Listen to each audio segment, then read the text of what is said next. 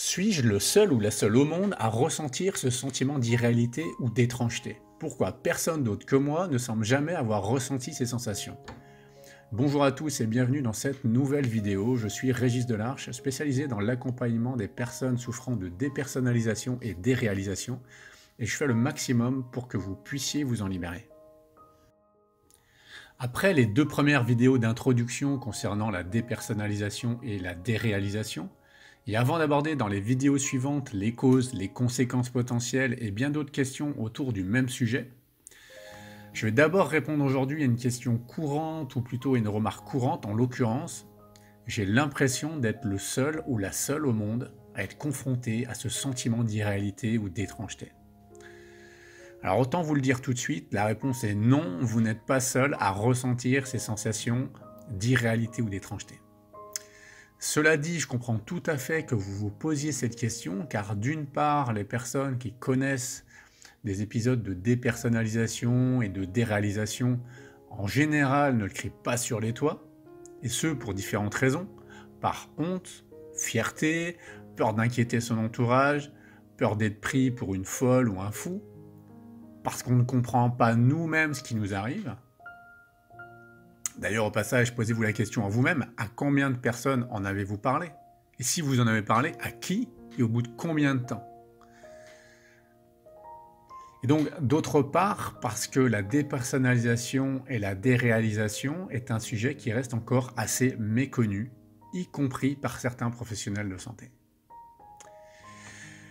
Donc si les personnes souffrant de dépersonnalisation, déréalisation n'en parlent à personne, ou peu, ou uniquement dans un cadre très privé, ou mettent énormément de temps à en parler, et si le sujet reste encore méconnu, y compris par certains professionnels de santé, alors il est assez logique que vous ayez l'impression d'être le seul ou la seule au monde à expérimenter ces sensations. Dans la précédente vidéo, nous avions vu que la dépersonnalisation et la déréalisation étaient en fait un système naturel de protection. Donc peut-être que vous allez alors vous demander, mais si c'est un mécanisme naturel de protection, ces sensations d'irréalité, d'étrangeté devraient être expérimentées par la très grande majorité d'entre nous, à un moment donné ou à un autre de notre vie. Or, ça ne semble pas être le cas du tout, loin de là. Et c'est bien pour ça que j'ai l'impression d'être la seule ou le seul au monde à souffrir de ces sensations d'irréalité.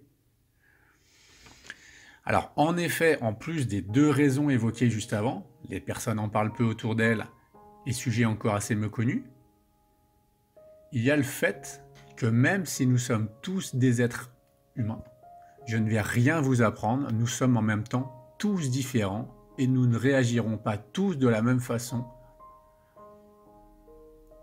dans les mêmes situations.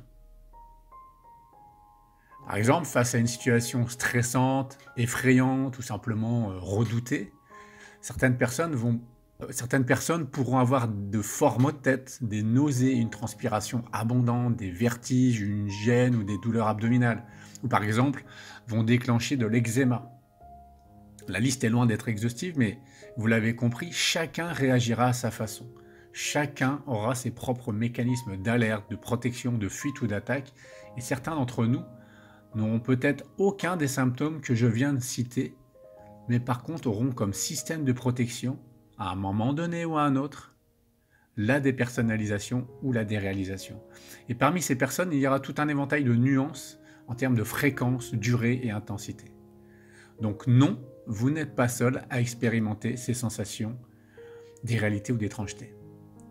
Maintenant, si vous me demandez quelle proportion de personnes y sont sujettes, je vous avoue que je ne me risquerai pas à avancer de chiffres, car il me semble très difficile de pouvoir en avancer, et je dirais même que la question ne se pose pas de cette manière.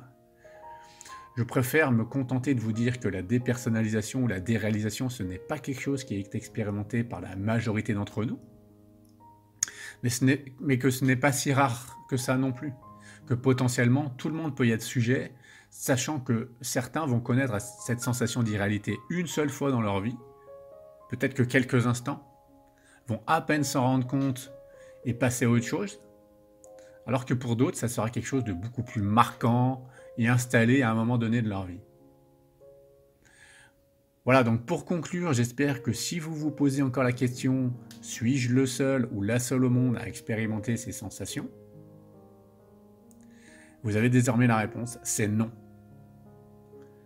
Voilà, donc n'hésitez pas à laisser un commentaire juste en dessous de la vidéo ou à poser une question, ce sera un plaisir pour moi d'y répondre. J'attire votre attention sur le fait que si vous avez besoin d'aide, si vous cherchez des solutions pour vous libérer au plus vite de ce sentiment d'irréalité qui vous gâche peut-être la vie, n'hésitez pas à me contacter. Vous retrouverez les liens vers mon site reprendreduterrain.fr dans la description en dessous de la vidéo. Et si vous avez apprécié cet épisode, n'hésitez pas à cliquer sur le petit pouce relevé et à vous abonner à la chaîne. Je vous dis à très bientôt et si vous voulez en savoir davantage sur la dépersonnalisation et la déréalisation, je vous invite à regarder les vidéos suivantes.